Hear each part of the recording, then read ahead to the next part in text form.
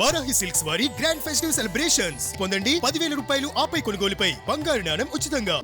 హైదరాబాద్ కి తలమానికంగా భారతదేశంలోనే ఉర్దూ స్టడీస్ కి ఉన్న ఒకే ఒక్క సెంట్రల్ యూనివర్సిటీని ఏ రకంగా ఈ రాష్ట్ర ప్రభుత్వం నిర్వీర్యం చేసే ప్రయత్నం చేస్తున్నదో, దీన్ని కూడా రియల్ ఎస్టేట్ అవసరాల కోసం ఏ రకంగా వాడుకోవడానికి విలువైన భూములను ఏ రకంగా 50 ఎకరాలను ఇవాళ స్వాధీనం చేసుకోవడానికి ప్రయత్నం చేస్తున్నదో వారి బాధను వివరించడానికి ఇక్కడికి వచ్చారు. నేను గతంలో మున్సిపల్ శాఖ మంత్రిగా కూడా పనిచేస్తున్నాను కాబట్టి నాకు 2 విషయాల్లో అవగాహన ఉంది. ఒకటి, ఈ మౌలానా అబుల్ కలాం ఆజాద్ యూనివర్సిటీ ఏదైతే ఉన్నదో, వీరు గతంలో కూడా హైదరాబాద్ ఇన్ఫ్రాస్ట్రక్చర్ అవసరాలకు సంబంధించినంత వరకు ఎప్పుడైనా కూడా సహకరించారు. ఎప్పుడైనా కూడా ముందుకొచ్చి హైదరాబాద్ ముందుకు పోతుంది అంటే మాత్రం వారు కూడా మనకు అండగా నిలిచారు. 32 ఎకరాలు, ఎందుకంటే ఓఆర్ఆర్ని అంటుకునే ఉంటుంది యూనివర్సిటీ, ఓఆర్ఆర్ కూడా యూనివర్సిటీ ల్యాండ్లోంచి పోయింది. అది అడిగినప్పుడు ఆనాడు కాంగ్రెస్ ప్రభుత్వమే ఉంది, 32 ఎకరాలు అప్పుడు కూడా ఇచ్చారు. తర్వాత బీఆర్ఎస్ గవర్నమెంట్ వచ్చిన తర్వాత ఆ ఖాజాగూడ చెరువు నుంచి యువతల గచ్చిబౌలి టు అటు నానక్రామ్ కూడా ఒక లింక్ రోడ్ తీయడానికి ల్యాండ్ అడిగితే 7 ఎకరాల స్థలం అప్పుడు కూడా యూనివర్సిటీ ల్యాండ్ అప్పుడు కూడా వాళ్ళు సహకరించారు. అప్పుడు కూడా వారి యూనివర్సిటీ కాంపౌండ్ వాళ్ళు కూడా వెనక్కి జరుపుకొని వారు మనకు రహదారి ఏర్పాటు చేయడానికి అవకాశం ఇచ్చారు.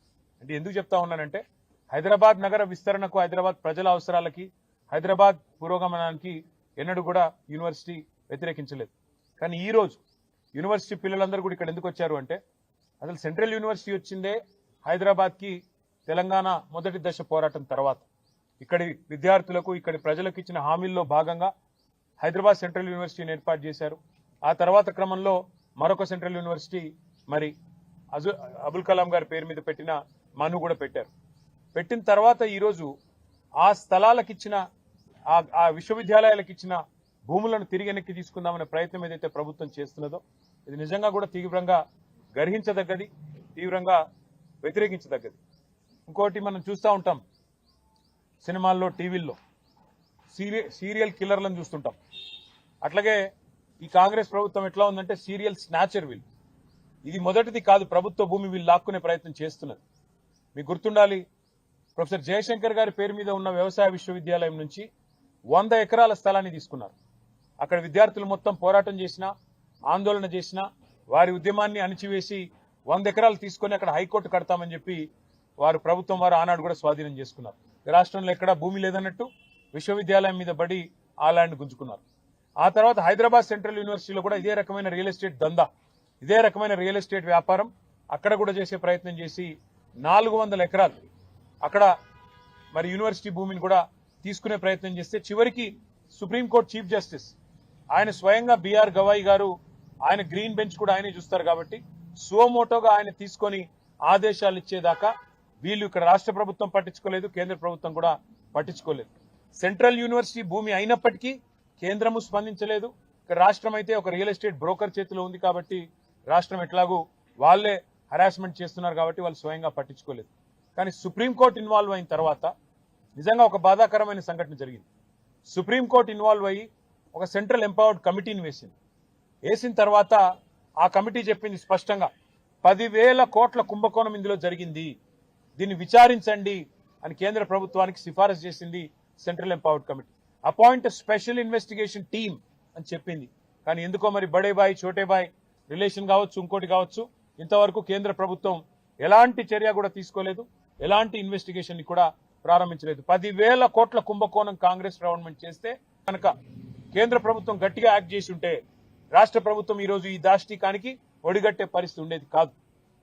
ఈరోజు ఇండియన్ స్కూల్ ఆఫ్ బిజినెస్ వాళ్ళకు నోటీస్ ఇచ్చారు, అక్కడ కూడా 100 ఎకరాలు తీసుకునే ప్రయత్నం చేస్తున్నారు. ఇక్కడ మౌలానా అబుల్ కలాం ఆజాద్ యూనివర్సిటీకి నోటీస్ ఇచ్చి ఇక్కడ 50 ఎకరాలు లాక్కునే ప్రయత్నం చేస్తున్నారు. ఇది ఒక రియల్ ఎస్టేట్ బ్రోకర్ వ్యవహారం మాదిరిగా ఈ ప్రభుత్వం పనితీరున్న తప్ప విద్యా సంస్థల్ని, విశ్వవిద్యాలయాల్ని ముందుకు తీసుకుపోవాలన్న సోయి కానీ ఇంగితం కానీ లేదు. ఇవాళ రాహుల్ గాంధీ గారు నేను అడుగుతా ఉన్నా, పెద్ద పెద్ద మాటలు చెప్తుంటారు, మీరు భారతదేశంలో మైనారిటీల రక్షకుని నేను, అల్పసంఖ్యాక వర్గాలకు నేనే పెద్ద దిక్కు అన్నట్టు పోజులు కొడతా ఉంటారు. రాజ్యాంగం, కాన్స్టిట్యూషన్ ని చేతిలో పట్టుకొని మొహబ్బత్ కి దుకాన్ అని పెద్ద పెద్ద మాటలు చెప్తుంటాడు రాహుల్ గాంధీ. ఇదేనా మీ మొహబ్బత్ కి దుకాన్? మా అనుభవం, నిజాం కాలేజ్లో అక్కడ మహిళా విద్యార్థినులు వచ్చి ఒకరోజు అన్న మాకు హాస్టల్ కట్టివ్వండి అంటే హెచ్ఎండిఏ నిధుల నుంచి అక్కడ హాస్టల్ కట్టించాం. అట్లాగే మౌలానా యూనివర్సిటీలో కూడా నేను ఇవాళ పిల్లలందరికీ చెప్పాను, సరే ఈ గవర్నమెంట్ ఎట్లాగూ వీళ్ళు గుంజుకునేటోళ్ళు తప్ప ఇచ్చేటోళ్ళు కాదు, కాబట్టి వాళ్ళకి ఏం చెప్పిన నేనంటే మళ్ళీ తిరిగి 2-2.5 ఏళ్లలో కేసీఆర్ గారి ప్రభుత్వం వస్తుంది, వచ్చిన తర్వాత ఇదే యూనివర్సిటీలో ఆ ల్యాండ్లోనే ఎక్స్పాన్షన్ కి కావాల్సిన డబ్బులు కూడా అవసరమైతే స్టేట్ గవర్నమెంట్ నుంచి మేమిచ్చి మీకు అండగా నిలబడతాం. Future expansion also we will take responsibility if the central government does not act. We will add infrastructure, we will come back and we will stand by the students. And in this fight, they are meeting every political party, they are meeting every political leader. I wish them the best. We are with you. We'll raise our voice in all forums. We'll raise our voice in Rajya Sabha where we have representation. We'll also come with you to Delhi if need be. Delhi भी आएंगे और union government से भी सवाल करेंगे कि क्यों कर रहे हो आप ये लोग ये सब. तो इसीलिए मैं आपसे कहना चाहता हूँ, మీడియా కూడా నేను ధన్యవాదాలు చెప్తాను, ఎందుకంటే మీరు అందరూ కూడా ఇష్యూని సపోర్ట్ చేస్తా ఉన్నారు.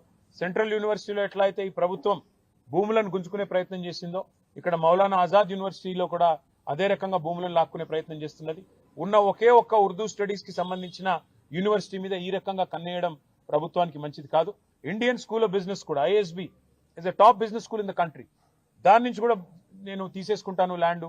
HCU one of the top most universities of the country, అక్కడి నుంచి ల్యాండ్ తీసుకుంటాను అంటే ఒక రియల్ ఎస్టేట్ బ్రోకర్ ముఖ్యమంత్రి అయితే ఎట్లా ఉంటుందో పిల్లలు చెప్తున్నమాట.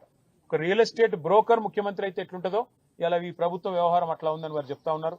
దాంతో పాటు నేను ఇంకొక మాట కూడా మీకు గుర్తు చేస్తా ఉన్నాను.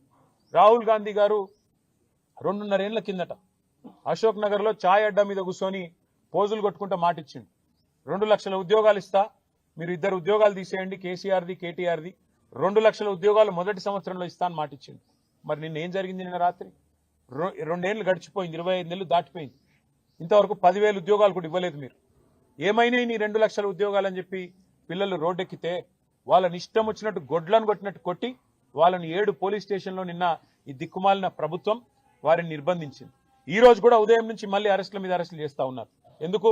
ముఖ్యమంత్రి గారు అక్కడ ఏదో బట్టల షాప్ ఓపెనింగ్ పోతున్నట్ట, దానికోసం ఆ రోడ్డెంబడబోతుంటే ఎక్కడ ముఖ్యమంత్రికి అడ్డం వచ్చి నోటిఫికేషన్ లేవి అని నిలదీస్తారు, ముఖ్యమంత్రిని దిగ్బంధం చేస్తారన్న భయంతో ఇలా పోలీసులను అడ్డం పెట్టుకుని ఈ ప్రభుత్వం బతుకుతా ఉన్నది. మరి ఇంత చేతగాని సన్నాసి రాహుల్ గాంధీ ఎందుకు మాటిచ్చినావు? 2 లక్షల ఉద్యోగాలు అని చెప్పి ఎందుకు డైలాగులు కొట్టినావు? ఎందుకు పోజులు కొట్టినావు? ఎక్కడ పోయినాయి నీ 2 లక్షల ఉద్యోగాలు? ఇవాళ ప్రజలు అడుగుతున్నారు, మా పిల్లలు అడుగుతున్నారు, దమ్ముంటే సమాధానం చెప్పు. 10,000 ఉద్యోగాలు ఇవ్వకుండా ఇక్కడ భూములు గుంజుకుంటావు, యూనివర్సిటీ దగ్గర ఇస్తానన్న ఉద్యోగాలు ఇవ్వవు. ఈ రకంగా తెలంగాణ యువతతో భారతీయ యువతతో కాంగ్రెస్ ఏదైతే డ్రామాలు ఆడుతున్నదో దీని అందరూ కూడా గమనించాలని కోరుతూ, ఈ భూముల విషయంలో ఖచ్చితంగా బీఆర్ఎస్ పార్టీ పూర్తి స్థాయిలో పిల్లలకు మద్దతుగా నిలబడుతుంది. ప్రభుత్వం కనుక ఈ భూములను లాక్కునే ప్రయత్నం చేస్తే అవసరమైతే ప్రత్యక్ష పోరాటానికి కూడా పార్టీ తరఫున మేము కూడా ముందుకు పోతాం. మా స్టూడెంట్ విభాగం అధ్యక్షులు శ్రీనివాస్ యాదవ్ గారి నేతృత్వంలో, మా పార్టీ యొక్క మైనారిటీ విభాగం నేతృత్వంలో అందరం కూడా కలిసికట్టుగా ఈయన్ని ప్రతిఘటిస్తాము, అడ్డుకుంటామని చెప్పి కూడా మీకు తెలియజేస్తాం.